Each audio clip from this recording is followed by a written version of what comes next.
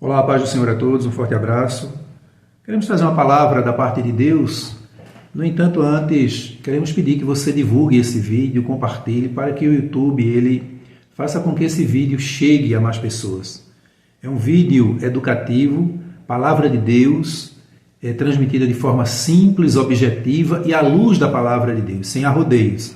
Nós aqui não estaremos usando os textos bíblicos de forma descontextualizada para falarmos aquilo que queremos ou para nos proteger ou para proteger alguém. Não. A palavra de Deus ela deve ser tratada de Gênesis a Apocalipse como ela é. Como ela é. E diante do contexto negro, escuro, não é, que a igreja está atravessando no Brasil, exatamente pela falta de compromisso, a falta de respeito, de honra, não é? A falta de temor a Deus, principalmente, é bom destacarmos isso, a gente vem sempre destacando, principalmente por parte da liderança da Igreja do Senhor. O problema da igreja não são os membros, não são as ovelhas, o problema da igreja está nos púlpitos, no altar.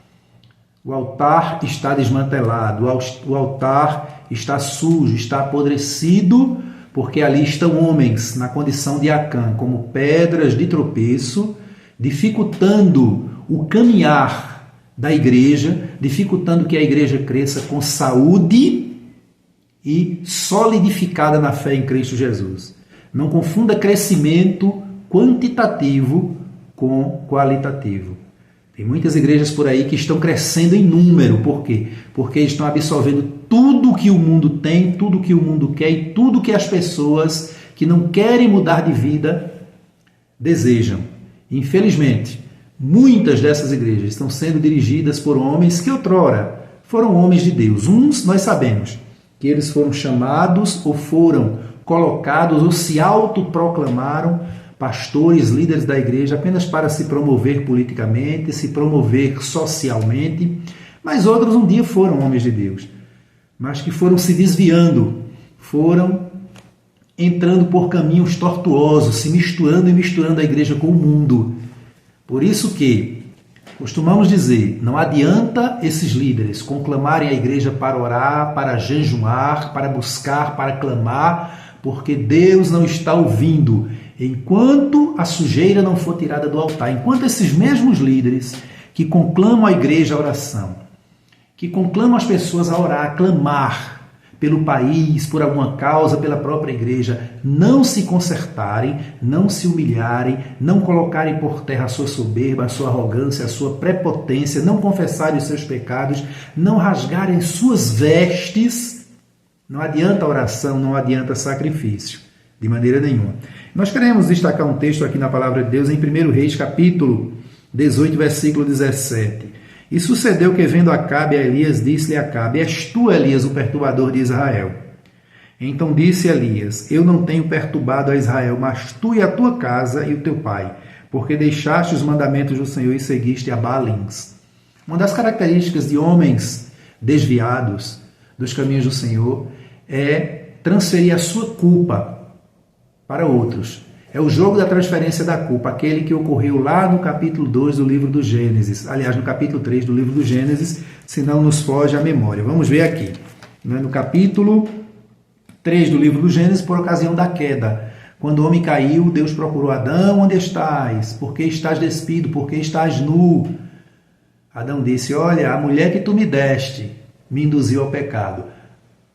Deus vai a Eva e disse: o que fizeste, mulher? A serpente me enganou. Ou seja, eles ali estavam transferindo toda a culpa na realidade para Deus. Adão dizendo: se tu não tivesse me dado a mulher, eu não teria pecado. E a mulher, por sua vez: se tu não tivesse criado a serpente, eu não teria pecado. O jogo da transferência da culpa. Então, esse jogo da transferência da culpa, ele se espalhou. Ele se espalhou durante todas as gerações até os nossos dias. E hoje, mais do que nunca, líderes da igreja, pastores, homens que estão à frente da igreja, repito, que outrora alguns foram homens chamados, foram homens de Deus e que hoje estão desviados. Esses homens, eles procuram justificar os seus erros e os seus graves pecados, transmitindo a sua culpa para os verdadeiros homens de Deus, que são poucos, pouquíssimos, como na época de Elias. Elias se destacava como homem de Deus em meio a todo o povo de Deus, completamente corrompido, pelas atrocidades de Acabe e Jezabel. E aqui nós vemos que Acabe tenta colocar a culpa em Elias por conta da seca que Elias havia profetizado e Deus o havia recolhido para um lugar protegido da vista, não é, das ações de Acabe. E quando Acabe encontra Elias, diz: és tu perturbador de Israel, tu tem perturbado Israel. Israel está sofrendo, está passando fome, está passando necessidades, porque tu és o perturbador, tu tens perturbado. E hoje nós estamos no Brasil observando as pessoas colocando culpa em um, em outro, cada um tem sua parcela de culpa.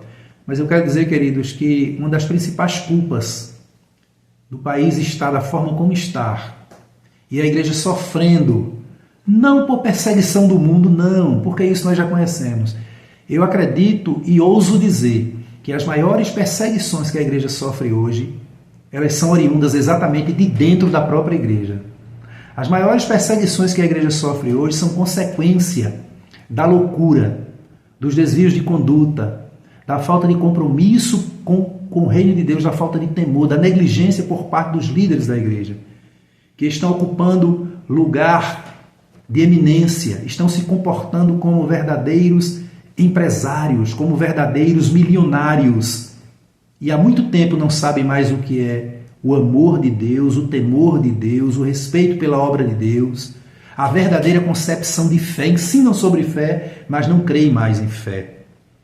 Não creem mais por fé, não creem no Deus que provê as necessidades, no Deus que cuida a igreja. E aí passam-se os tempos,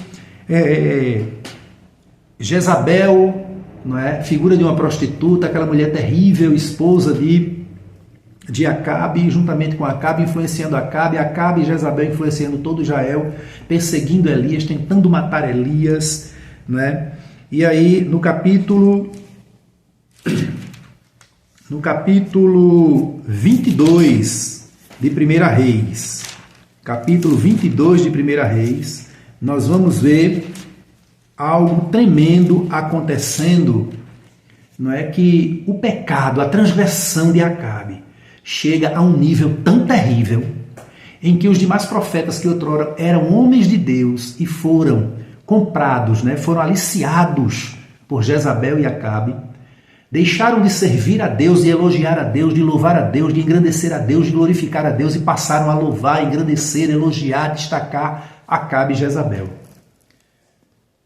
Quantos líderes que outrora foram homens de Deus e se venderam a sistemas corruptos, se venderam ao pecado, não conseguem retroceder mais, a sua soberba, a sua arrogância, a sua prepotência chegou a um nível tão alto que talvez muitos deles, assim como os filhos de Eli lá no capítulo 2 de 1 Samuel, estejam condenados por Deus à morte. Não há mais oração que resolva o problema desses homens.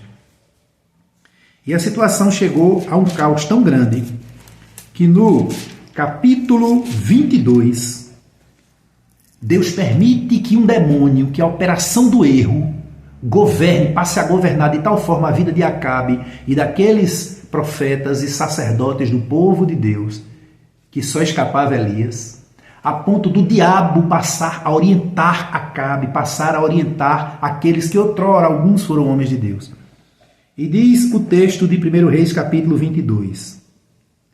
Então o rei de Israel disse a Josafá, versículo 18, não te disse eu que ele nunca profetiza de mim, bem senão só mal? Então disse ele, ouve, pois, a palavra do Senhor.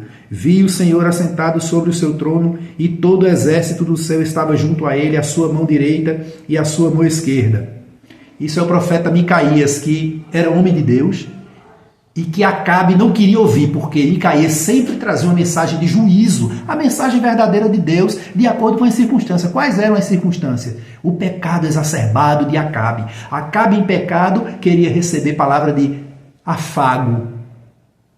Muitos pastores estão aí presidindo igreja, inclusive, e recebendo mensagens de afago de falsos profetas. E isso só aumenta a sua culpa. E a igreja se alegra, os inocentes, simples, se alegram, achando que Deus é na vida daquele determinado líder. Mas há muito tempo Deus o rejeitou, como rejeitou Saul, lá no capítulo 16, versículo 14, quando retirou a unção de Saul e o espírito mau passou a atormentá-lo. Mas Saul permaneceu com a liderança do povo de Deus.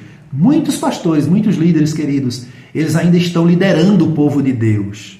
Mas a unção de Deus já está distante deles. Eles muitas vezes ocupam o púlpito da igreja, cheio de cão, cheio de demônio, usando a palavra de Deus, mas estão endemoniados. Outros usando a palavra de Deus, mas são carne pura. Falam irados, detratam a igreja do Senhor, machucam a igreja do Senhor, humilham a igreja do Senhor, mentem descaradamente, seja em qualquer lugar, seja no púlpito ou em qualquer lugar.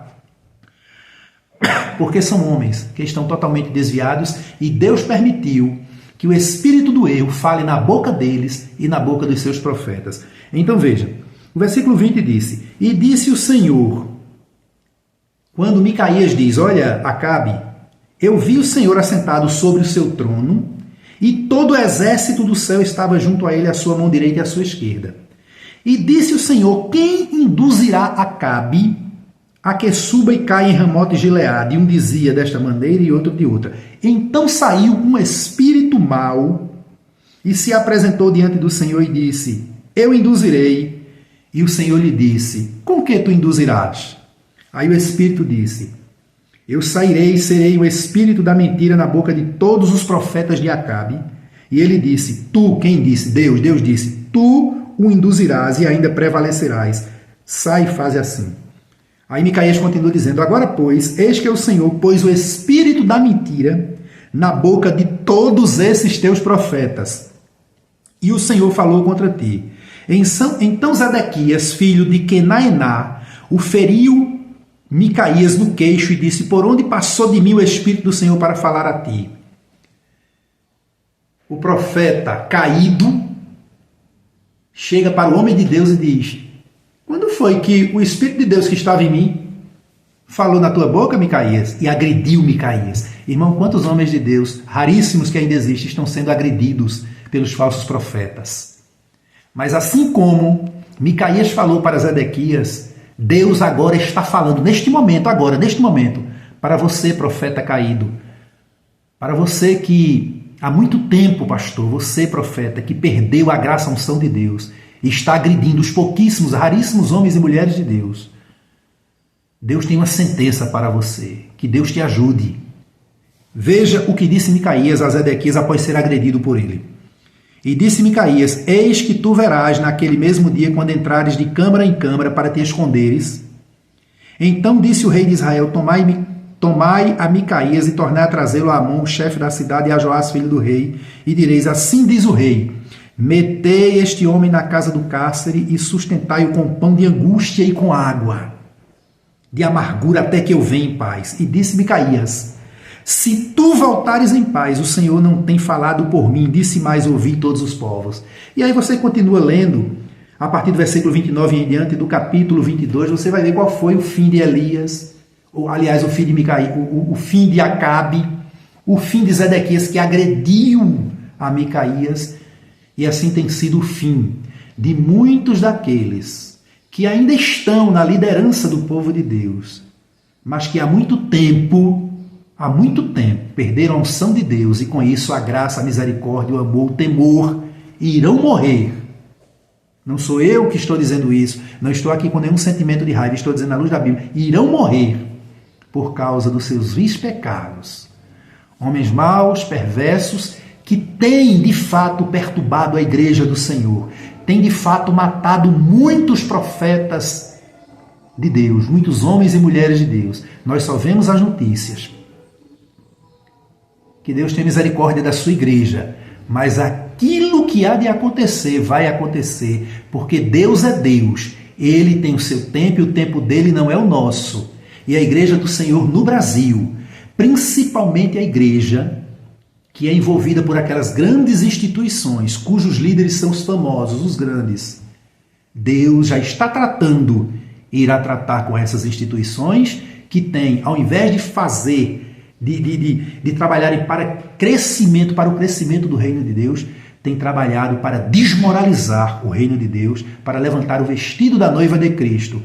E Deus, ele não se deixa escarnecer. Ele até permite por um momento, mas chega um momento que ele resolve entrar com providências. Que Deus abençoe a todos, em nome de Jesus.